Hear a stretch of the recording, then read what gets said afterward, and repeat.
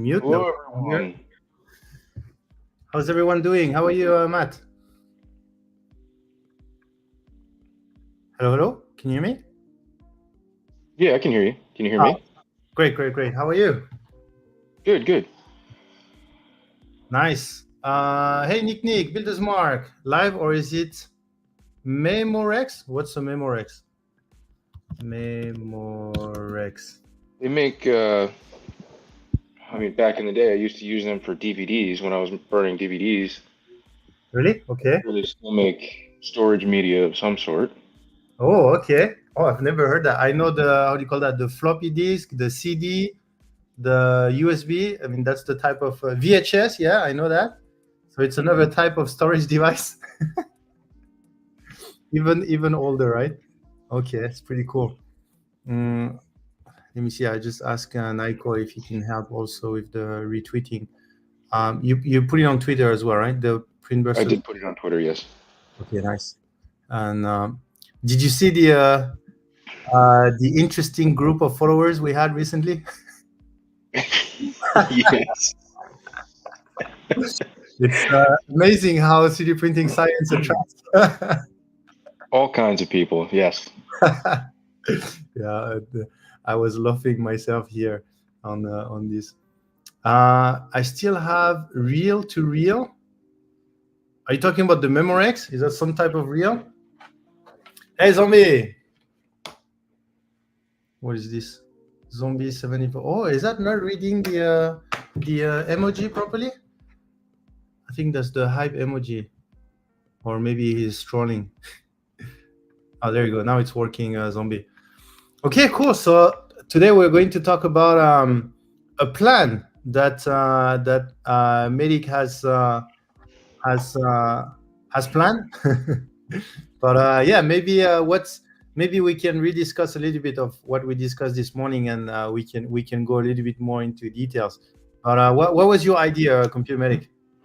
So this one of the things we were discussing last Friday. So y'all might notice the change in scenery here. Unfortunately, I don't have anything to test for you guys this week because if you don't know, I am an engineer that travels for work, and I am very far from my office this week. So last week we were talking about white materials being weaker than other colors, and that was one of the things we were testing, right?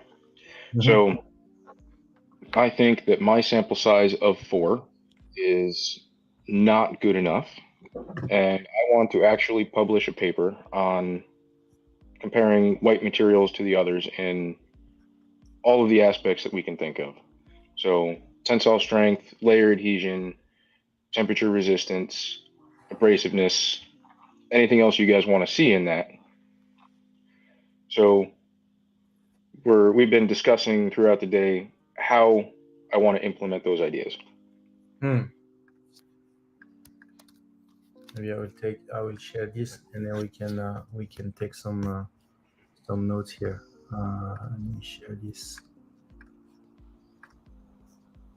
Okay, there you go. So you were talking about last time you were talking about where we were testing last time, which was whether white filament is is weaker than other color or not, right? So what do you think the name of the what do you think? Yeah, maybe before the name, the objective. Do you think the objective of the paper is highly focusing on white because that's what has been going around, that white is weak, etc.?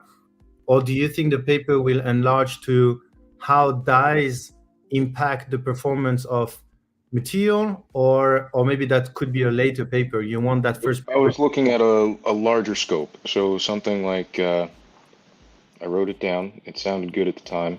Determining the effects of colorant on 3D printer filament. Determining the effect of colors on 3D printing filament. Yeah, that sounds like a paper title. Determining the effect. That's what I was going for. Yeah, I think it's a nice one. What do you guys think? Who do we have? Tech Jeeper also joined. Tech Jeeper, what do you think about this title? Does that look like a research paper title? Can't wait to add some testing equipment to my workshop. Oh yeah, zombie, especially that you will have more space on the new studio, right? More space, more testing equipment. Determining the effect of colors on 3D printing filament. Okay, so you want to go something wider, right? And then, because the part I like about the white is because it's easier to market, right? It's very striky.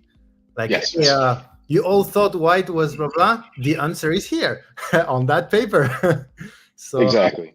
but it can. I mean, this can be the title of the research, but it can be marketed specifically for white because that's the white has been somehow clearly announced as weaker. And then we can say, hey, here's a research paper about the effect of colors, and it sounds like white. It's no maybe is not as more impactful or other than other color. And I'm guessing so determining the effect of color. So that means we will have to find materials without any dye, right? Is that dye or dye? Dye? With a Y. Yep. Yeah. So exactly. So the baseline here is going to be natural. That'll Okay. be Hmm. the control group. Natural. Control group. Okay. So we call this natural control control group. I think a few companies are calling their undye filament natural, but we'll have to double check, right? So we call it natural, but what we mean is basically a filament formula without any, I guess, color additive. I would call this. So that's how we define it. So no color additive. Whether they call it natural, whether they call it, I don't know. Is there any other? Have you seen any other company having like undye filament that are not calling it natural? To be honest, it's not something I look for very often. Yeah, that's true. Natural is basically, yeah, like for example, PTG clear. There is no natural PTG. It's PTG clear, but in that case, I believe the PTG clear would be part of the control group because I believe the PTG clear is the undye PTG. Okay. But then, yeah, and so if I, for example, I'm thinking about, yeah, PLA, there is clear PLA, and I think Yes. so. Clear PLA would be, so this is the part that we will have to be careful because clear PLA is a certain formula, and that formula you can compare with that exact formula with a dye, right? But some of other PLA, they don't have clear PLA because if you remove the dye, then it would be like a kind of a milky That yellowish color. color, yeah, yellowish color. And sometimes some company are going to put clear PLA in the same line as the other PLA, but how they obtain the clear is they have a slightly different formula. They remove the dye, but they also remove additional additive to make it clear. So that's something we'll have to be careful also. We'll have to make sure that the only thing that changes between the different filament is the additive, right? The color additive, and all the rest is the same. And this is Right. the That's part the goal. where So this is one of the more difficult parts because a lot of companies don't like sharing that information on what is in their material and how much of it. So yeah, trying to get that information from some manufacturers may end up being difficult. yeah. So we'll have to work together with manufacturers to being able to have as much information from the material. I mean, in that case, the information we will want from them, again, I don't think we need the actual formula, but what we really need to make the paper useful is whether so number one information that we need, so information from manufacturers. So number one, So first I need to know how much of the overall material is colorant. um, So so if we put in order, I would say the first one is can we say that, like, let's say we take a range of PETG with multiple color, can we say that the only difference between all of them is the color additive? Maybe that's the first thing that they might be open to share. Like, we don't care about the formula or the percentage of additive you put, color or not color, but can I say that the difference between clear and red is you added red, red and green is you change the red to green, and no everything else? So maybe control group of filament where the only difference is the color additive. Maybe that could be the, like, let's say the first level where we hope a lot of companies would be okay to share that information. And the second one, I think this is the one you wanted to say, right? Yeah, so we need to know what percentage of the entire material is the color additive. Yeah. And in that case, only the dye, right? Because most manufacturers, they take a dye, they dilute it into a first master batch, and then they re-dilute it in the during the extrusion, right? And sometimes they do even 2 times. They do a dual screw and then they do a single screw. But what we want to do is really the part that is changing. Right. I just need to know the part that's actually different between each color. Yeah. Okay, got it. And then a third thing to meet my white specific tests is what percentage of that dye is titanium dioxide. Okay.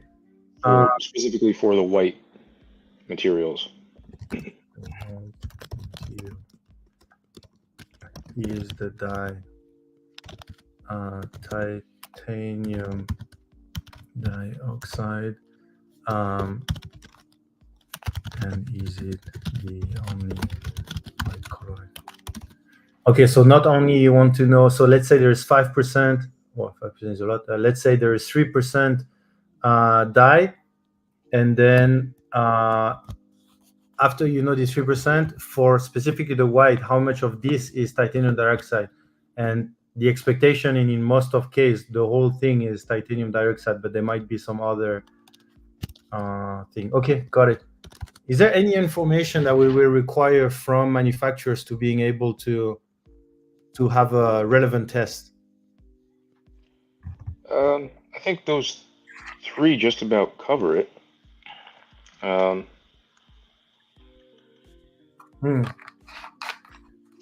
mean, ideally, what would be great as number 4 is what dye are you using? I mean, why not, right? If they're able to say what's the red, like, most of us know most likely black is carbon black, white titanium dioxide, blue is blah blah, red is blah blah. But as we will be in contact with some of the manufacturers, maybe we can send a list of questions from the let's say would be great to know that too. If you want to share, we would gladly put it on the paper and something like this. So what dye are they using?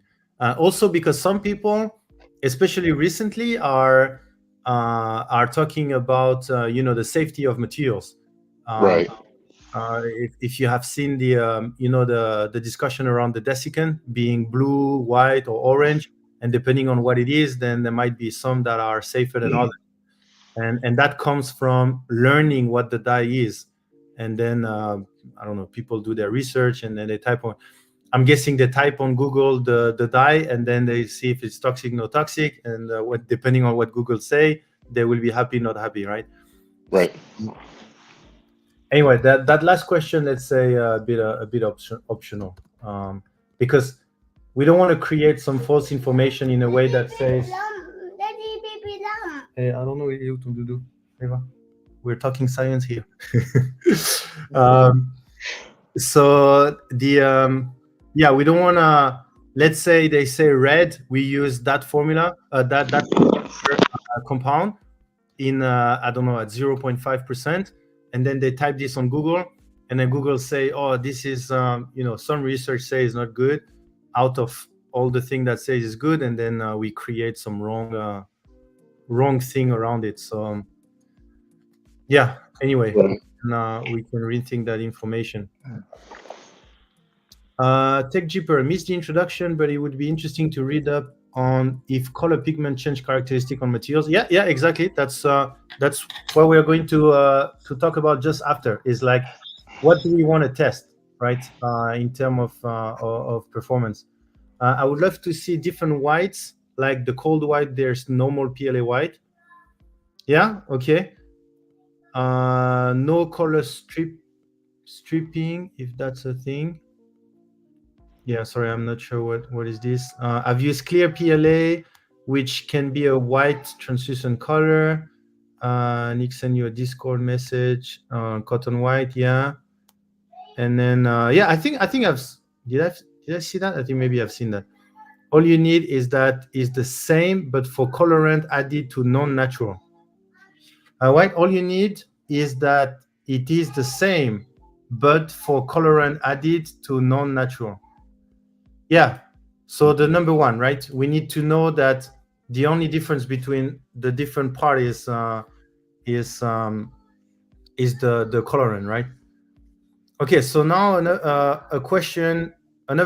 I have two other questions, but what are your intention on when you're talking about effect, right? So what effect are you planning to test?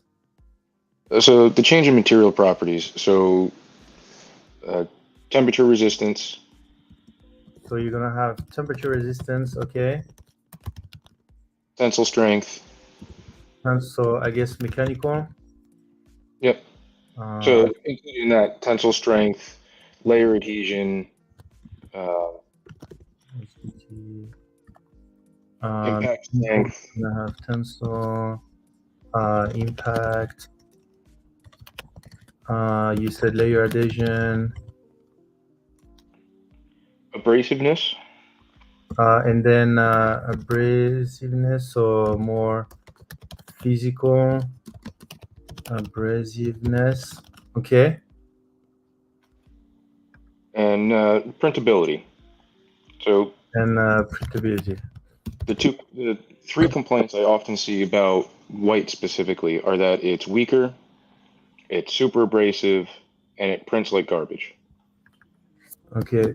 Common knowledge, or like common knowledge, or should I call this myth? Myth: white is abrasive, hard to print, or like ugly prints, and weak. So that's what it is said about white, and this is the reason why I think the majority of people say that white is banned from the PIF, right? A program for the Voron, right? They ban the white. So those are the three reasons that I get when I ask them. Is the biggest one being that it's weaker and it won't hold up to building a printer. Yeah. Actually, I don't think I have ever seen a white printer. So that's a big common perception, right? Because I don't think I have seen any white printer. I made one. Huh? I made one. Oh, really? They told me I couldn't, so I did it. Of course. I don't have it anymore, but I did. Oh, you used to have one. Okay. And I think Edge of 3D has one now. Really? I think so. Oh, I cannot. Huh? Okay, let's see. That's okay. Interesting. Yeah, I think that's going to be I mean, what if after the paper, if we somehow do the testing and figure out that there is no much difference between adding white or adding red or adding blue, and then after the paper, suddenly we see more and more white printer, because I mean, a white printer would be very different from any other printer, because they look really sharp. They do. They will look, yeah, extremely different. So and actually, even if it's abrasive, that's still the biggest reason why they don't make printer out of it is because it's weak, right? Whether it doesn't look good or whether it's abrasive, I don't think that will prevent you from making a printer. But I think what they say is that it's weak and it's not as heat resistant, so that's why they don't want to use it for a printer. Now, I'm not going to say that it's difficult to print. It prints exactly the same as all of the other colors for me. What I can say is that white shows defects more clearly. That could be one of the reason that has created that common perception, right? It could be because white may tend to show defects more than if you print in black, for example. Maybe so. How, if I remember well, you have some experience in writing some paper. Is there what makes a paper? You have like an abstract. Is there like some type of structure, or how does that work? Nick, it's been over a decade here. Yes, there is a structure. So there's an objective, an abstract. So the ones that you were reading on Tuesday. Oh, okay. That's So the layout that we need. okay. So it's basically following the how do you call it, scientific, like observation, hypothesis, workflow. I don't remember. I think it's observation, hypothesis, testing, conclusion, something like this. So overview, abstract, introduction, materials and methods, results, and discussion. Okay, come again. Overview, abstract, introduction, materials and methods, results, and discussion. And obviously, if we are citing sources, they need to be included at the end as well. And then sources. Okay, got it. Okay. So let's go back to effect. Temperature, HDT. So we were talking, you're planning to do the bridge with the nuts on top, right? Right. So I don't have the thousands of dollars equipment to do an actual HDT test. So I have a little bridge that I print at all walls, and I placed 2 M5 nuts in the center. And I found that those results seem to match fairly closely to HDT, an actual HDT test. Not exact, but it's good enough for government work, so they say. Okay, got it.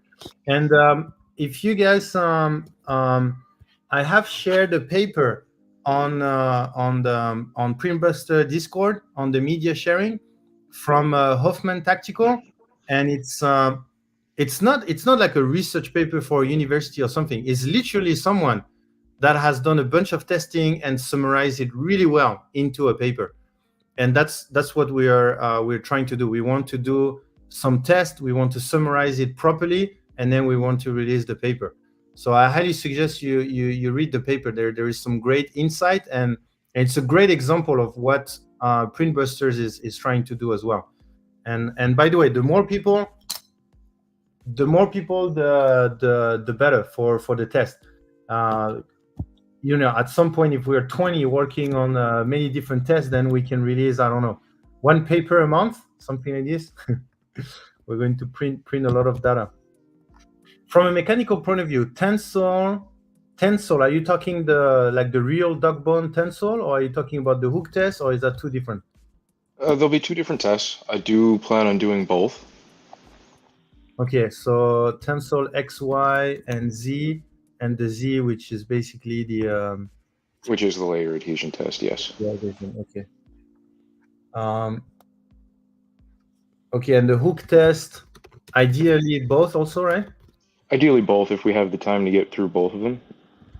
Okay, so depending on the time we have, then we'll we have tensile in XYZ, hook test XYZ, and impact in XYZ. Okay.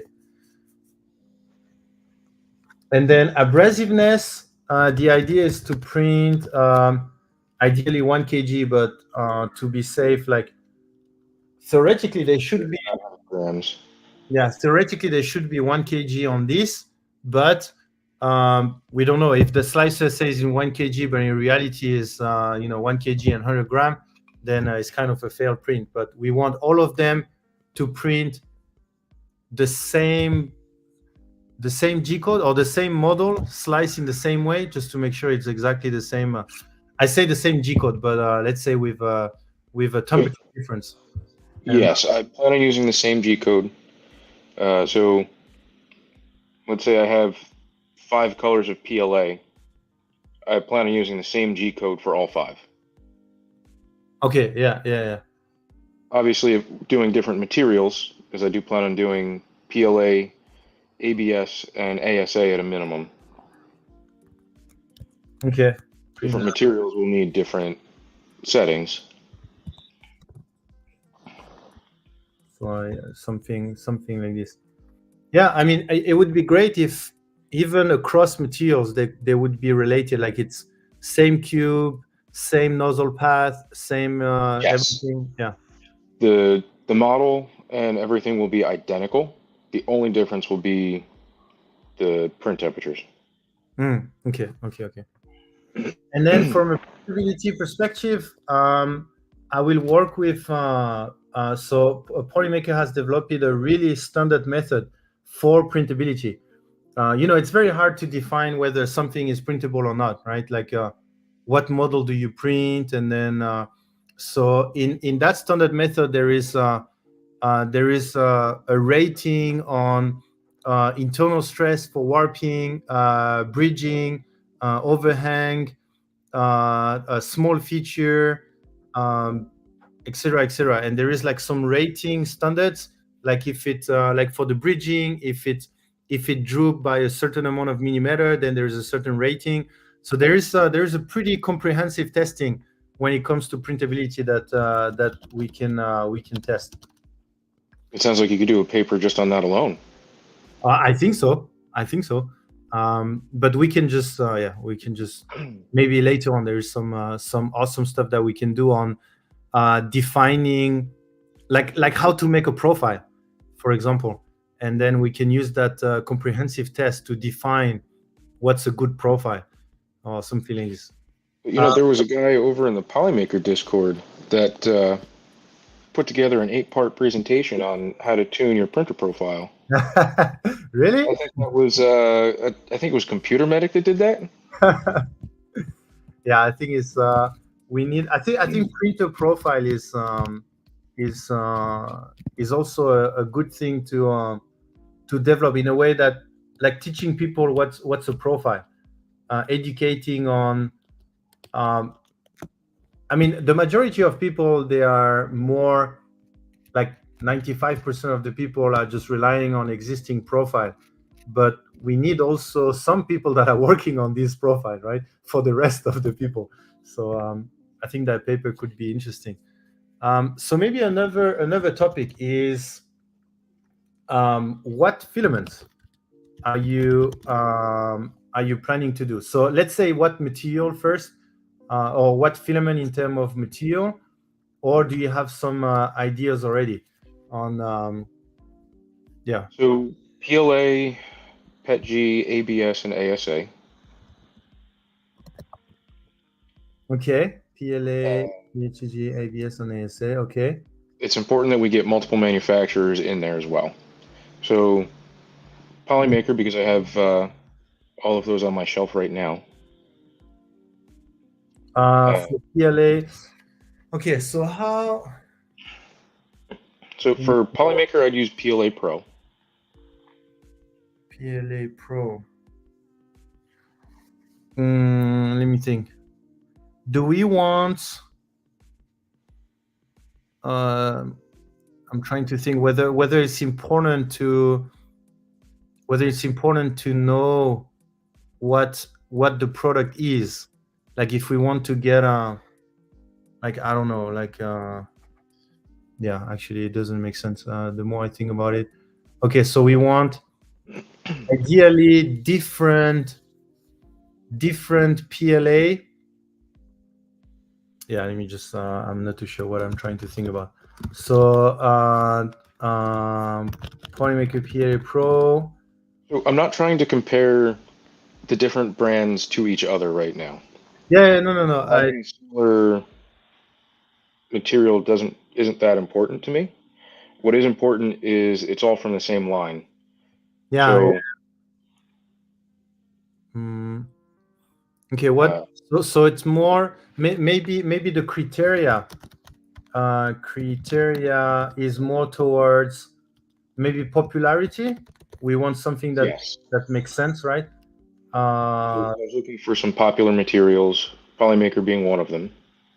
Um, and maybe the illegal. I think the illegal is quite a popular one. Well, in the US mainly. Um, I see a what lot of Esun Nissan and Sunlu. Nissan PLA Plus, I think, and then Sunlu PLA. You know what? Actually, I can. An easy way to let me go. Just search Amazon for PLA. You just go in the bestseller. So right now, Sunlu PLA, Polymaker PLA, Hashbox PLA, Overture PLA, Eason PLA Plus. So if we take, um, okay, so there is a combination between popularity and whether we can get the information out of them, right? Um, Right. so maybe let's put a couple of brands, and then ideally we can reach out to all of them, and hopefully at least two or three can come back to us with the information that is needed for our test, right? um, so I'm thinking maybe illegal PLA, and well, Hashbox I already know that I don't think they're gonna come back to us, because Hashbox I think, if I remember well, is it's like a team, and then there's a manufacturer, and I don't think they have I mean, we can reach out and see. um Ideally would be their PLA Pro Plus. That would be cool if we can test that one. um and then maybe Overture PLA. Let me check if that summarized the top there. um KVP is on my list as well. They're more commonly known for their ABS than anything else, but they do have a brand of PLA as well. oh, I didn't even know. Do you want to put KVP here or KVP in the ABS? We can put it down by ABS. ABS. I think the Sunlow ABS is pretty popular in the Voron community. Um, Esun is as well, just not the ABS plus, the regular ABS. Regular ABS, Eason ABS. Um, do you want to include the Polymaker ABS because nobody like it? As I'm going to include it because I already have it.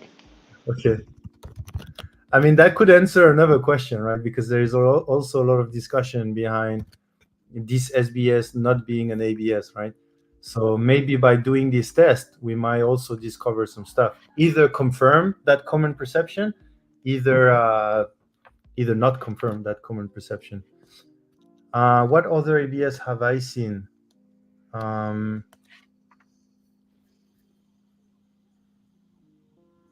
what do you guys think in the chat? Is there some ABS that or PTG or ASA that you would consider as popular, and especially towards the printer community, the computer community, the custom printer community? PTG, I think Overture PTG is one of the most popular PTG, at least in North America.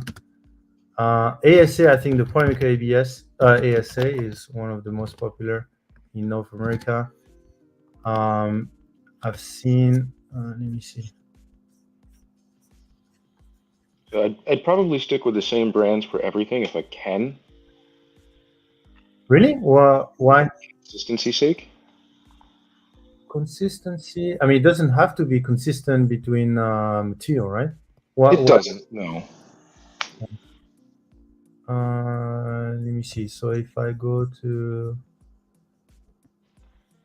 let me see. Oh, you know what? Do you think we should add like a matte PLA to see if the matte? Yeah, no, maybe you know what? Maybe we have another paper or something that is about how the effects of the film of the PLA, like silk, color changing, glow in the dark, all of these effects, how does that impact the durability or something like this? Yes, I don't think that'll fit in the scope of this particular paper, but it is something I'd like to look at. Maybe like an opening on other potential papers, something like this. We can open on some ideas like we've discovered this and this. Um, yeah, PDG. Hatchbox is a good one for PETG. How about PDG? Nick, yes, that's exactly what I'm looking at doing. I'm looking at doing natural, black, white. Um, what were the other popular ones? Natural, black, white, gray, red, and blue. Yeah, natural, black, white, gray, red, and blue. Yeah, so that's some ideas on here. Oh, green? Would you put green? Let me. I don't have access to sales numbers, so I would have to speak to my contact at one of the manufacturers and get back to you. Yeah, I have some direct contact with one of them. Let me check. Black, white, gray, red, blue, orange, yellow, green. So I think we can stop at blue. Blue, yeah. Black, white, gray, red, blue already covers a large number of the total volume. So yeah, maybe we can remove green. I think red and blue. Oh, you know what we can do? What if that would be amazing? We don't need to do for all of them. We can do natural black, white, gray, red, blue for the majority of them, and then we take one PLA and we do 20 colors, and then we have a nice chart of the 20 colors or something. Yeah, we could do that. That could be a chart that we see everywhere. Like people's gonna screenshot that because that's gonna be the biggest chart. Because I think the biggest right now is I think I've read a paper that had I think 8 or 9 colors. There was like that paper with the pink being the stronger or something like this. And then there's CNC Kitchen that did I think he did 5 or 6.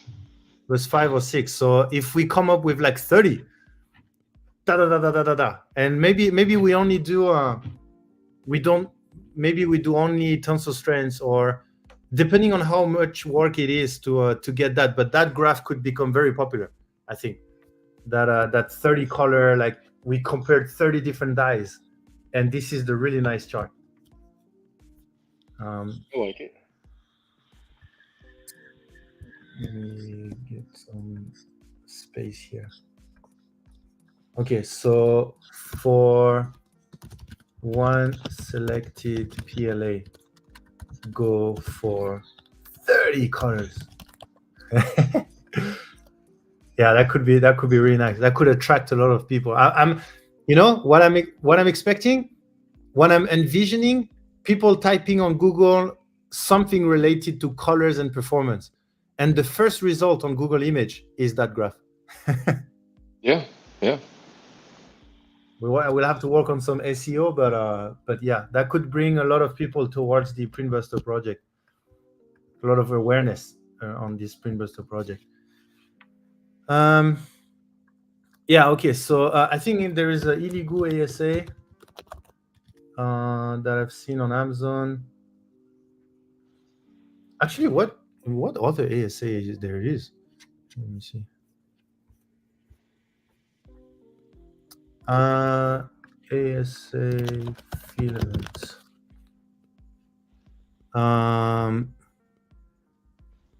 Well, there's the Overture ASA. Sunlu has some.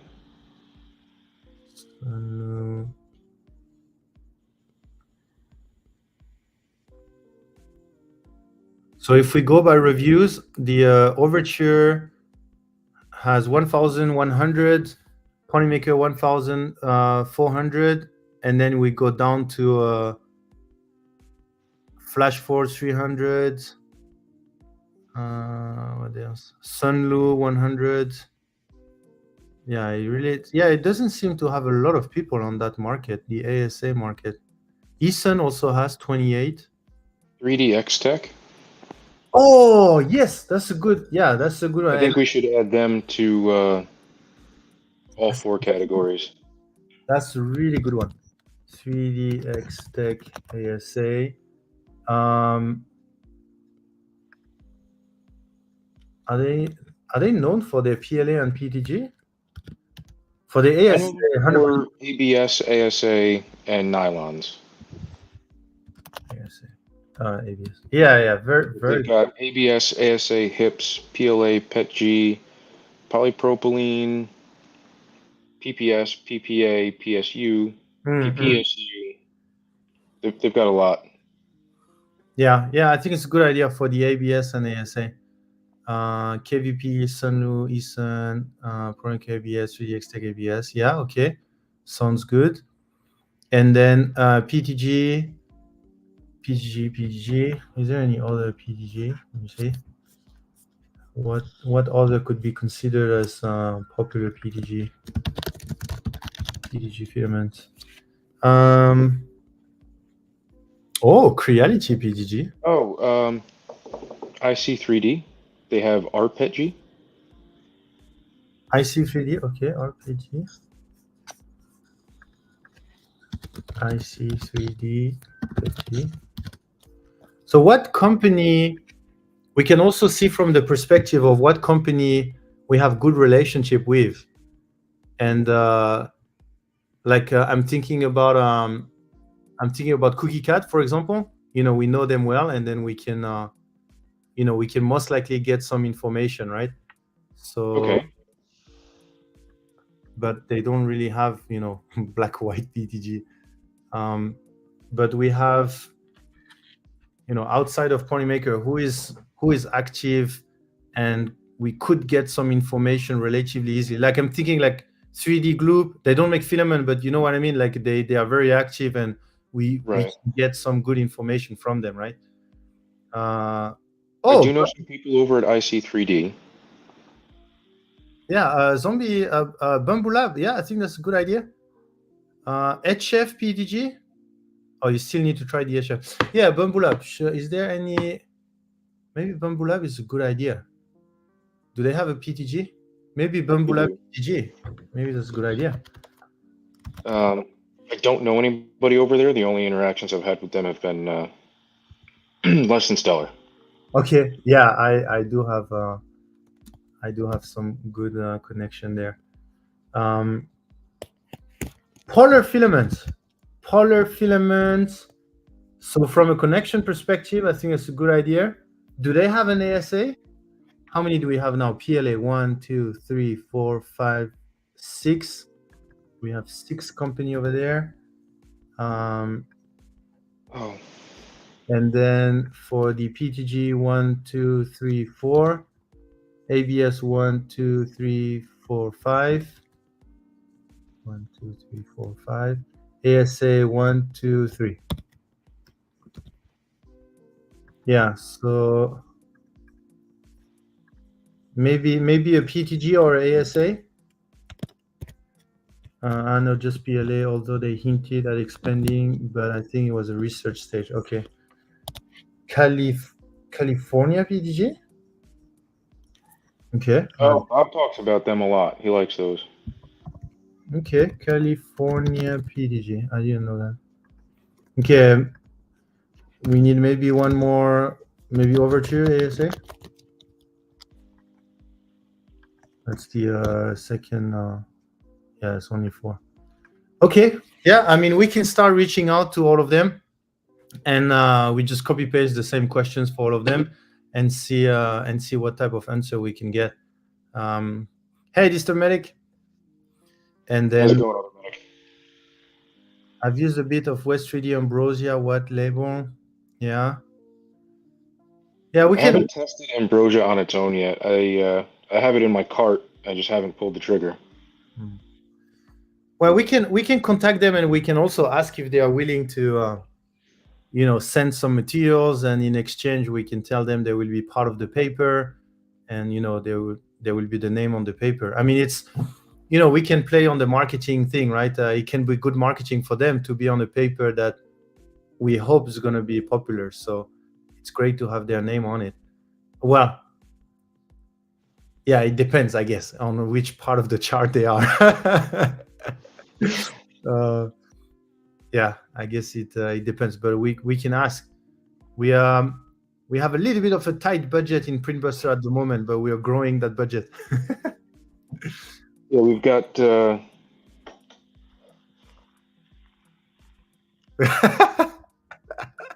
None. That's what we've got at the moment.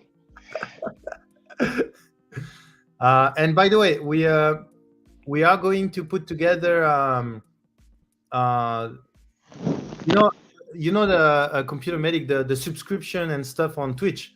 We can actually make some we can increase the Printbuster budget by the content creation we're doing. Like on Twitch, we can have some subscription, we can have some member fees.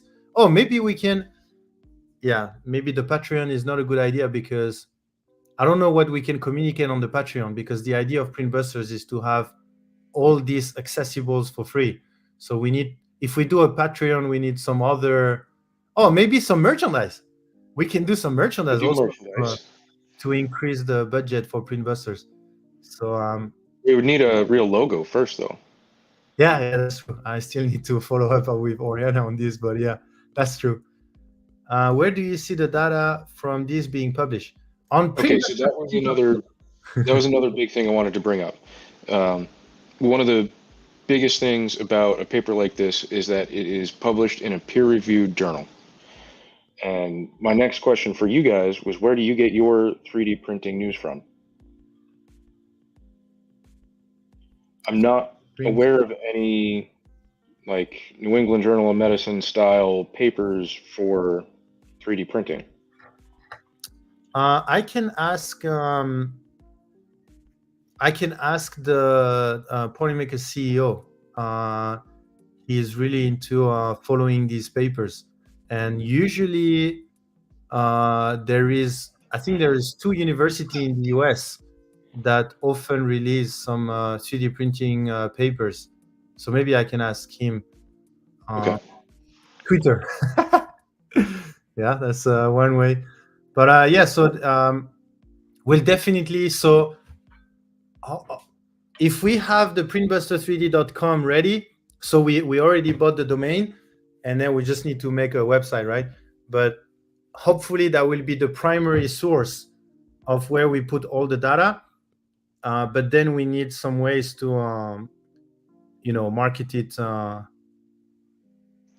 Science Direct Journal Additive Manufacturing.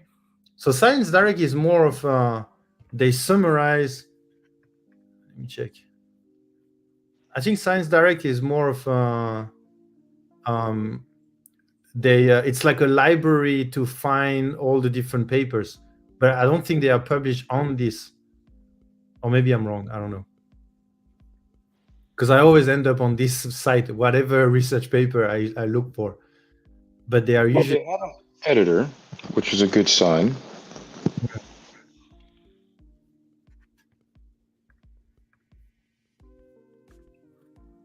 It looks like they are hosting all of these articles, so that could be a good place to do it. Okay. Let me record that. Publish on Science Direct, printbusters3d.com.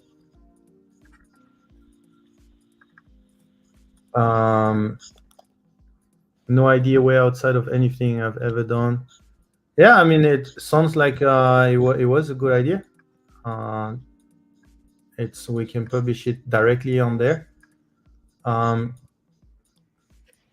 yeah, and then we'll just mark it on others. That's what I'm seeing too. I've seen them looking for things outside of 3D printing.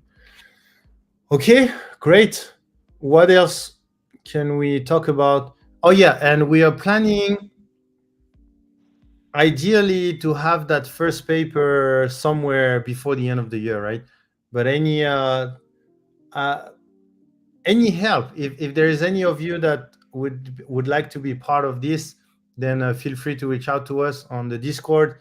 And so far I will do the printability test, and all the rest will go onto computer medics. So if any of you are equipped to do some testing that that can be reliable, consistent, then you can reach out to us, and maybe we can get the paper released earlier. So I think this is my last question right now. Is while printing ABS and ASA, consistency between the samples is super important because I don't want to introduce any additional variables, right? Mm-hmm. So, do y'all in chat think that I should get myself a printer with a heated chamber so that I can make sure that it's consistent between samples? And where does that fall on the level of importance scale? Control heated chamber 100%.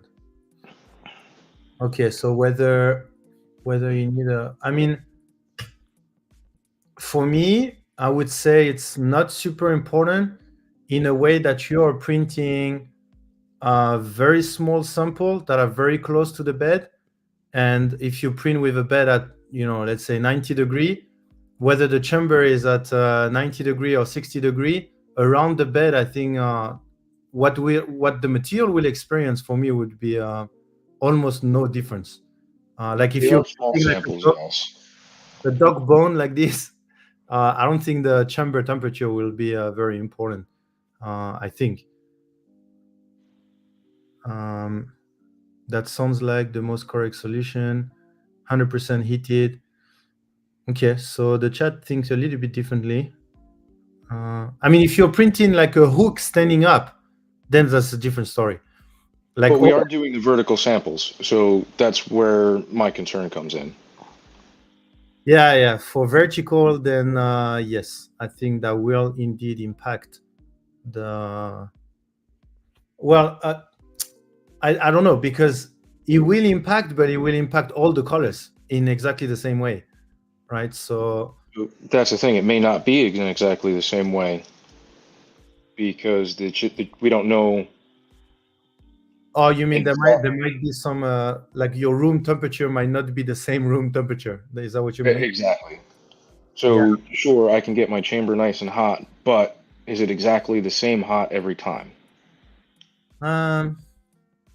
Yeah. Which it's not because it'll be based on how well my insulation is working that day, whether a flap of tape came loose, or maybe I have the air conditioner on full blast one day because I'm working in there, and off the next because I was out on the road and my wife likes to turn off my air conditioner.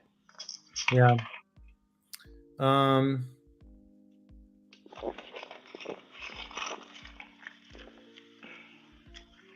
Or maybe what we can do is so either, yeah, so I'm trying to find some solution. So either there is a control chamber. So wait, so the solution is a control chamber, and how to get a control chamber is either actively heated, either um is does the X1C has a chamber temperature sensor? The C does not, the E does. Oh, it has the sensor, yes. But there have been other discussions on how accurate are those sensors because of where they're placed. Hmm. And the testing that I've done with my thermal camera says that none of them are accurate. Okay. Because another way is to put a temperature probe inside the printer, and then if there is a sample that is printed and we see the temperature probe is very off, like let's say it's always 50 plus minus 10%, and then like 45 to 55, and then there is a sample is printing is it at like 30, or a sample is printing and is like 65, then we reprint it. That's another way. It's cheaper than yeah. It could be, but trying to get the same variables to line up by chance is my concern. Do you think there is that much of a variation? Like if during, I mean, a dog bone takes I don't know, like 20 minutes to print, and then you print I don't know, 30 dog bone. 30 minutes to print. Let's say 10, 20. Let's say 15 dog bones per day, and during that day, so you think there could be some variation that go like out of the 15, you might have like what you think that there is a good 50% that might not have the same yeah, but then that's a lot of workload basically. Exactly. Always and do you But I think think we're weighing money versus time and unknown factors. I think unknown factors are the biggest part.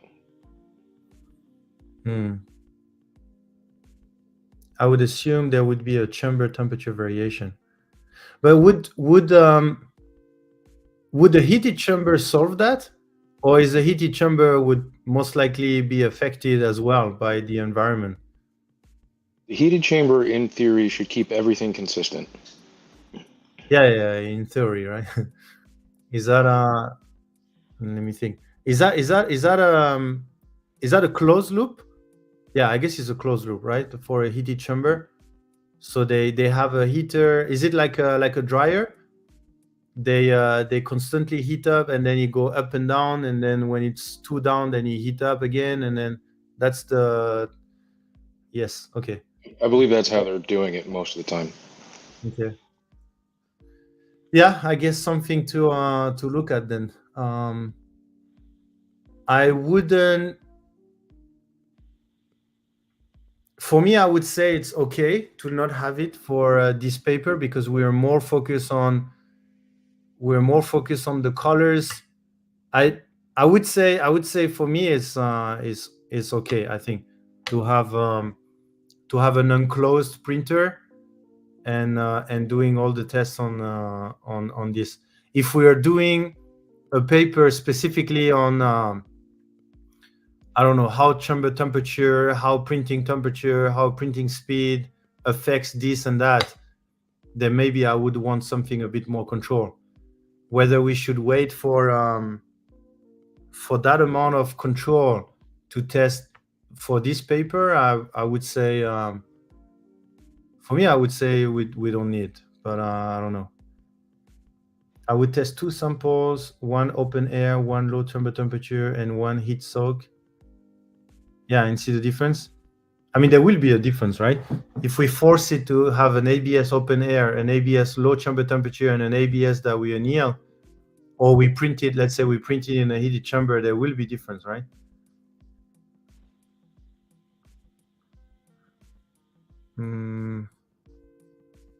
I think at the very least, an ambient temperature and humidity needs to be recorded to potentially identify a correlation between the data. Yeah, this would be ideal, but I don't know how. Can we connect the temperature probe, and then you don't need to care about it, and then when you come back to it, you can correlate what temperature it was in the chamber for what print? Like, is that some type of is that so yes and no. I can record the chamber temperature where my probe is at, well, where my probes are at. I have multiple, but I have had Many people complain that my probes are not accurate because of the location, even with all three of them in there. So What does that mean? A probe is not accurate? I've been told that because of where the location of the probes, that's not an accurate representation of the chamber temperature. And how is the chamber temperature defined? The temperature inside my chamber? Your probes are inside your chamber, right? Yes.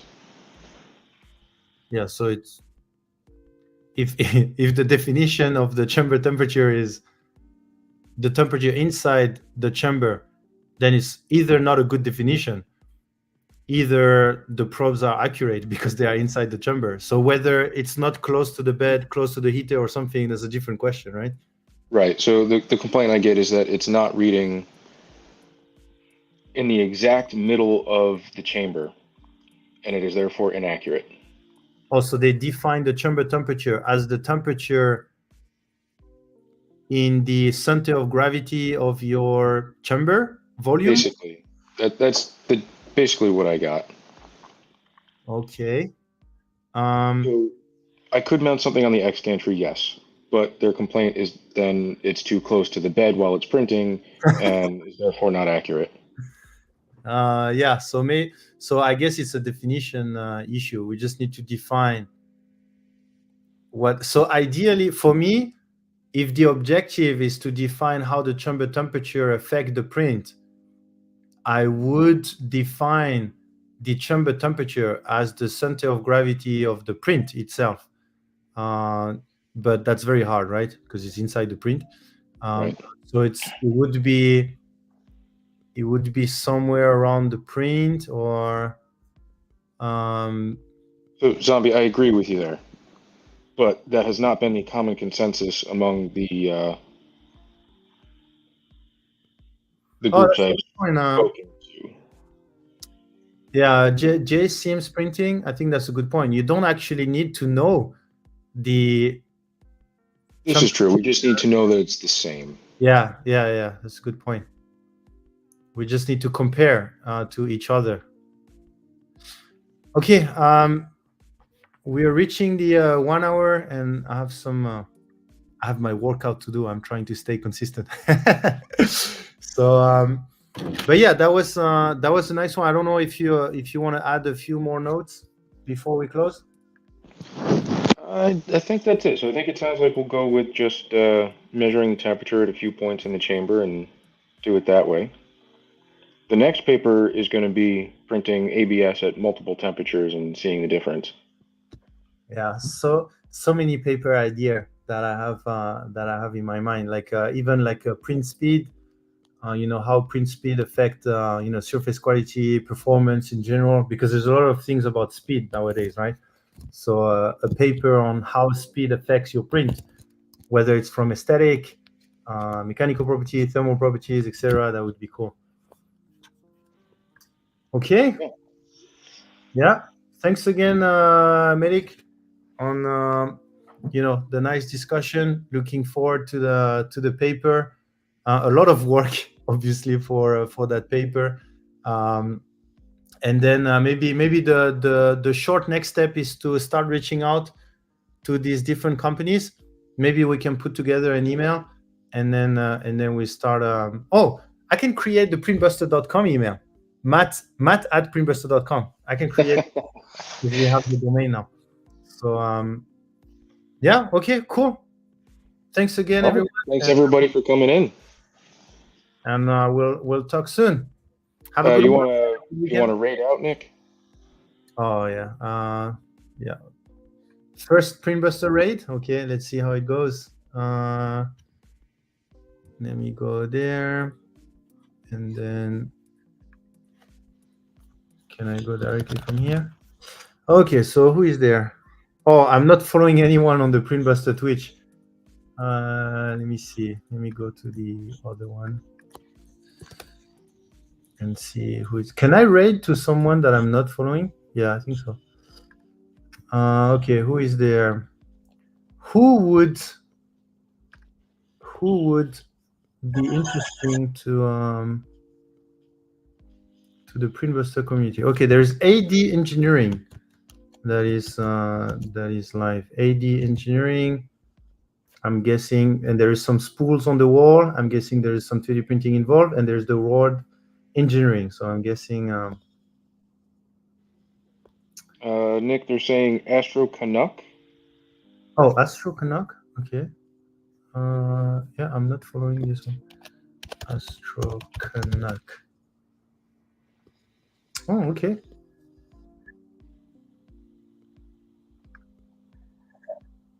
Okay, I'm not sure who is this person, but let's go. Pesla says he does 3D printing and science. Oh, how awesome. Okay, let me see. Astro Canuck's red setting do not allow you to read at this time. Okay. All right, I guess he's out. Okay, anyway, we can just go we can just go a fake raid and just go there. Let me just share the link. There you go. We can just you guys can go and continue enjoying 3D printing science there. Awesome. Thanks again, Melik. Have a good weekend and talk to everyone soon on Discord. Y'all enjoy your weekend. Thank you.